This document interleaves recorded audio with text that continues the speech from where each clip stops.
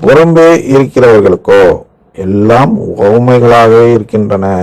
பாருங்க, தெளிவா சொல்றார். புறம்பே இருக்கின்றவர்களுக்கு இறையாட்சியின் மறைபொருள் புரிந்துவிடக்கூடாது. என்ன மறைபொருள்? அதான் சொல்லிட்டாரு, விருப்புரிமை தான் மறைபொருள். என் கையில கொடுக்கிறாரு.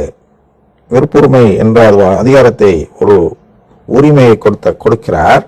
இந்த உரிமையை பயன்படுத்தி நான் தான் தேர்ந்தெடுக்க வேண்டும். சாவுத்தர் முனவா வாழ்வுத்தர் முனவா என்று நான் தேர்ந்தெடுத்தால், நான் எதை தேர்ந்தெடுக்கிறேனோ அதன்படி எனக்கு தீர்ப்பளிக்கிறார். இவ்வளவுதான்.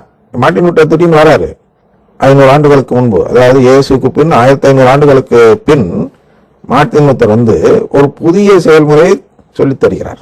என்ன அது? அதாவது அவ்வளவு புதிய செயல்முறை கண்டறிந்தது திருச்சபை குறை சொல்ல வேண்டும் என்பதற்காக தான் அவர் கண்டறிகிறார். என்ன சொன்னா, அந்த திருச்சபை மேல எல்லா மக்களுக்கும் ஒரு வெறுப்போ, ஒரு வேண்டாத ஒரு விருப்புரிமையின்படி விரும்பாத ஒரு சபையாக எப்படி மாறும் என்று யோசித்தது பின் அவர் ஒரு தத்துவத்தை போதிக்கிறார். என்ன தத்துவம் என்றால், நம் பாவங்கள் மன்னிக்கப்பட்டால் தான் நமக்கு மீட்பு என்று. கேட்க நல்லா இருக்கும். இது மனித மரபு கோட்பாடு. அந்த மார்க் 7:7 வாசித்தீர்கள் என்றால் அது கூறியிருப்பார். 7:9 பார்த்தீர்கள் என்றால் மனித மரபு எவ்வளவு தூரம் கடவுளுக்கு பகையானது என்பதை அங்கே காட்டியிருப்பார். இந்த மனித மரபு கோட்பாடு, எல்லா மனித மரபுனா எல்லா மதமும் நம்பக்கூடிய ஒரு மரபு, ஒரு கோட்பாடு. அந்த கோட்பாடு என்னவென்றால், பாவம் செய்தால் நரகம். எல்லா மதத்திலையும் இருக்கு.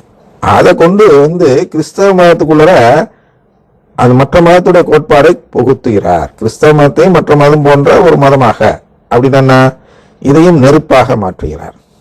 வாழா நிலையை தேடுவோர் அப்படிங்கிற மாதிரி இருக்கிறது அல்லவா? சாவுத்தரும் கனியை பூசிப்போர் அப்படி சொன்னா சொல்லுங்க. அதான் நெருப்பு. இந்த மதத்தின் பெயர்லேயே ஒரு நெருப்பை உருவாக்குகிறார். நெருப்பு மாதிரியான ஒரு போதனை என்ன என்றால், பாவம் மன்னிக்கப்பட்டால்தான் மீட்பு. ஏன் அதை கையில் எடுக்கிறார் இந்த தத்துவத்தினா, இவருக்கு அவ்வளவு பகை கத்தோலிக்க திருச்சபையில் அவருக்கு பதவி கொடுக்கலன்னு. அப்ப அவர் என்ன சொல்ல வர்றார், திருச்சபை அன்றைய காலத்தில் பாவ மன்னிப்பு சீட்டு என்று ஒரு செயல்முறை வைத்திருந்தது. எதுக்கு? கடவுளின் குடும்பத்தில் சேர விரும்பும் விருப்பத்தை தெரியப்படுத்த ஒரு செயல்முறை வைத்திருந்தார்கள். அது கடவுளுடைய செயல்முறை போன்றதுதான்.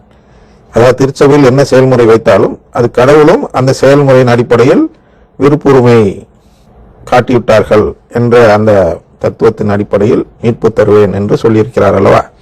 அந்த முறைப்படி அவர்கள் அன்று பாவமன்னிப்பு சீட்டு என்று ஒன்று வைத்து, இறந்தவர்களில் யாரெல்லாம் இந்த குடும்ப உறவுகள் பெறாத நிலையில் இறந்தார்களோ அவர்களெல்லாம் அந்த உறவை கேட்டவர்களாக நாம் இங்கே வேண்டுதல் வைக்கலாம். அதற்கு அவர்கள் பெயரை மென்ஷன் பண்ணி ஒரு சீட் ஒன்று வாங்கிக் கொள்ளுங்கள் என்று ஒரு செயல்முறை நம் திருச்சபையில் இருந்தது. இப்போது அது எப்படி இருக்கிறது என்றால், ஜெபமாலை வடிவத்தில் இருக்கிறது. இறந்து போன ஆன்மாக்களுக்காக நாம் ஜெபிப்பது என்பது, அந்த ஆன்மாக்கள் மீட்பு பெற அவர்களுடைய விருப்புரிமையின் அந்த விருப்பத்தின் அடையாளத்திற்கு நான் வெளி அடையாளமாக இருந்து இந்த ஜெபமாலை சொல்கிறேன் என்று சொல்லிதான் இந்த ஜெபத்தை சொல்கிறோம்.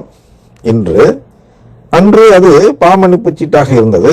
இவர் உடனே என்ன பண்ணிட்டாருன்னா, பாவ மன்னிப்பு என்று இல்லை, அது ஆக்சுவலா எப்படி இருந்துச்சுன்னா, புண்ணியங்கள், வாங்கப்படும் புண்ணியங்கள் என்று இருந்தது.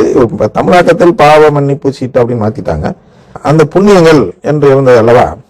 இவர் என்ன செய்யறாருன்னா, எப்படியா ஒரு புண்ணியத்தை நீ வாங்கி அந்த புண்ணியம் போய் இறந்தவங்களுக்கு சேரும், அதுக்கப்புறம் எப்படியா அவன் அவனுடைய பாவம் மன்னிக்கப்படும், ஆனால் திருச்சி உன்னை ஏமாத்துது, உன் பாவம்லாம் மன்னிக்கப்படாது, வெளியில வா அப்படின்னு கூப்பிடுறார். உன் பாவம் மன்னிக்கப்படாது, வெளியில வா என்று கூப்பிடுகிறார். ஆனால் கடவுளின் செயல்முறை அப்படி அல்ல. கடவுள் மனிதர்களை தமக்கு ஏற்புடாக்கும் முறை எது? சீராக்கில் பார்த்தோம். வாழ்வுத்தரும் கனி, சாவுத்தரும் கனி. அதாவது வாழ்வுத்தரும் உணவு, சாவுத்தரும் உணவு. சாவுத்தரும் உணவு என்று எப்படி இருக்கிறது என்றால், மனித மரபின் போதனையாக இருக்கிறது. இந்த மனித மரபு போதனையின் ஒரு பகுதி தான் அந்த பாவ மன்னிப்பினால் மீட்பு பெறலாம். இதை மார்ட்டின் லூத்தர் உள்ளர கொண்டு வராரு. இப்ப இதை நம்புகிறவர்கள் யாரெல்லாம் பாவத்தின் அடிப்படையில் மீட்பு கிடைக்கிறது என்று நம்புகிறார்களோ, பாவமின்மையின் அடிப்படையில் வச்சுக்கோங்க, அவர்கள் எல்லாம் தனி சபை ஆரம்பிக்கிறார்கள். அதாவது அந்த பாம்பு மற்ற பாம்புக்கெல்லாம் அதிகாரம் கொடுத்ததுன்னு வரும் திருவெளிப்பாட்டில்.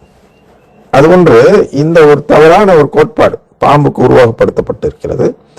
இந்த கோட்பாடை அடிப்படையாக வைத்து மற்ற சபைகளுக்கெல்லாம் அதிகாரம் கிடைத்து அதாவது அவங்களுக்கும் இதே தத்துவத்தின் அடிப்படையில் அவர்கள் என்ன சொல்கிறார்கள்னா, நான் ஒரு சபை ஆரம்பிக்கிறேன், இதுல சுத்தமா பாவமே இருக்காது அப்படின்னு ஒவ்வொருத்தர். இப்ப ஜான் கால்வின் என்ன பண்றாரு, லூத்தர் ஆரம்பிச்ச சபையிலையும் பாவம் இருக்கிறது, அதனால் நான் ஆரம்பிக்கிறேன் அப்படின்னு சொல்றாரு.